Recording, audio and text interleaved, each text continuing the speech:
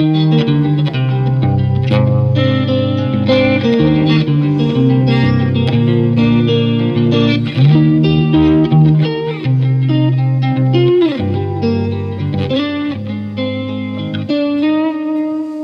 am no music theorist, but I am a songwriter. I think I'm safe in calling myself that.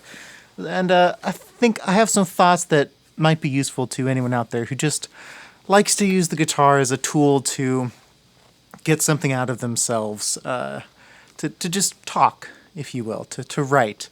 And I think the biggest thing that I've found that I love to use is kind of what I call the finger capo. So you've got the lovely key of E, and you will, if you go into any church or something, you're never going to see the lead guitar player, acoustic guitar player, worship leader, whatever, playing E, even though it's a shame because there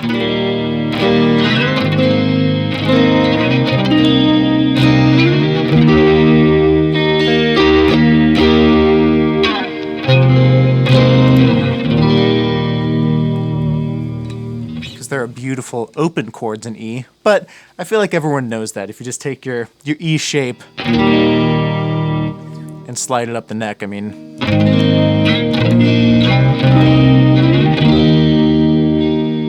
you have your lovely open chords. But an interesting way to think about the key of E, or this guitar is in E flat if you're playing along. I write all my songs in E flat just because I think the guitar as an instrument sits a little bit better there. Anywho, if you think about putting a capo on, say, capo 4, what you're then doing is, if you play, say, in the key of C, in terms of like the chord that you're playing, with the capo on 4, the notes you're playing, the frequencies are the key of E. So if you like, for instance, like I do, the sound of the key of C, if that makes any sense, you know, your sweet F chords.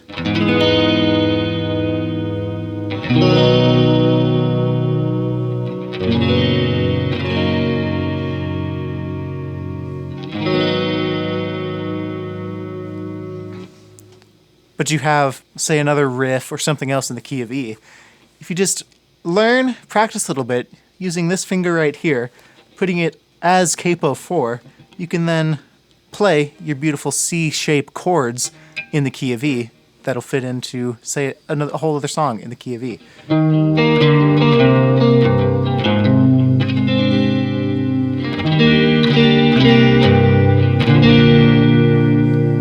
So I'm playing what would be a G chord if there's a capo on 4, but it's actually just some inversion, or I don't know how you would call it, but it's a G chord that's actually a B chord, and that just opens you up sonically and texturally when you're playing with chords to a whole different ballgame. You know, you can play an E like this,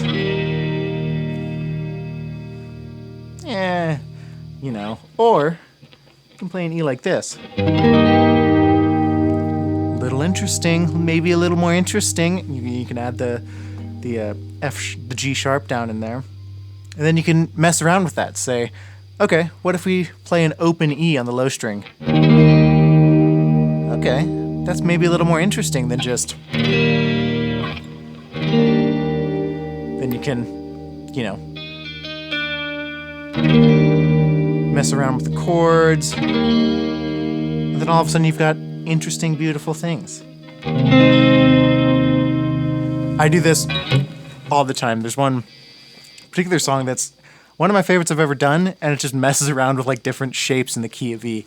I'll play a little excerpt for you right there, right here.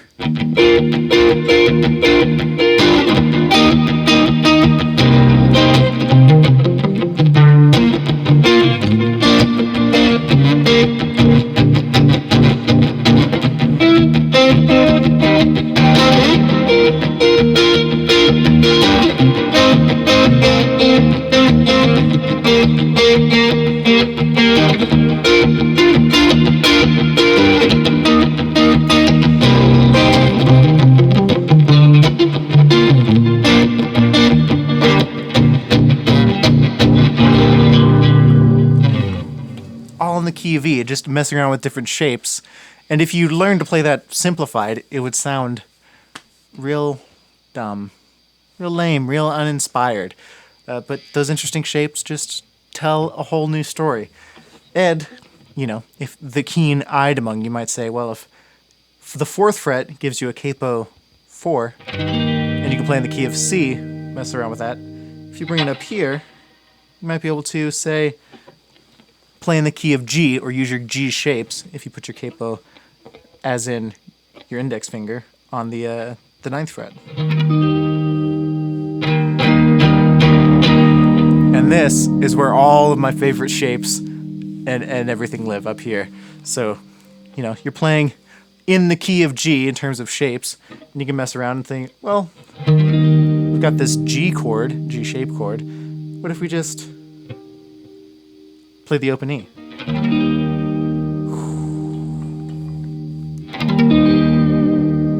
One of my favorite sounds. Then what if we just open up the last bottom couple strings, the B and E?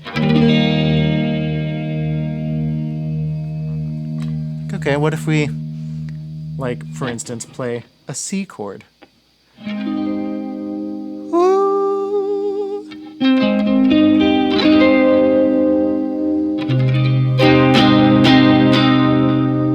Gorge. And you might think, okay, what if we do that same shape and then just open up the A string? One of my all-time favorite chords. I actually even had someone in a previous video ask me about what an opening chord was, and it was that right there. Just gorgeous.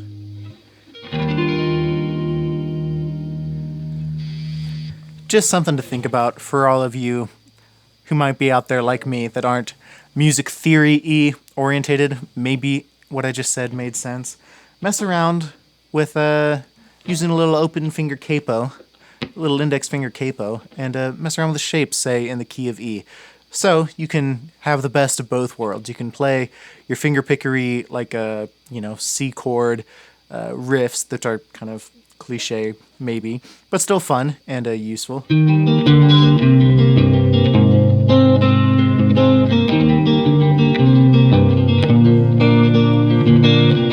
this is like the sound you would get if you were playing in the key of C in terms of chord shapes. But then you can go to your normal E shapes that are open.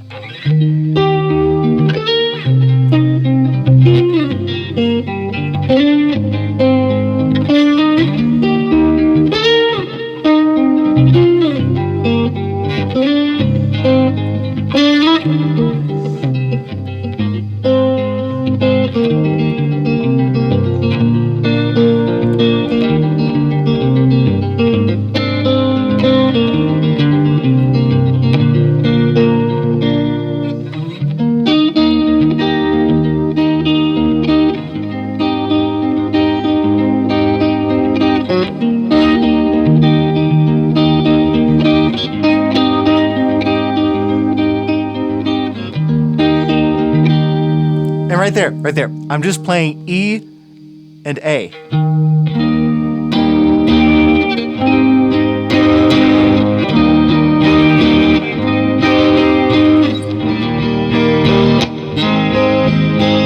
You tell me which one sounds cooler. That or that.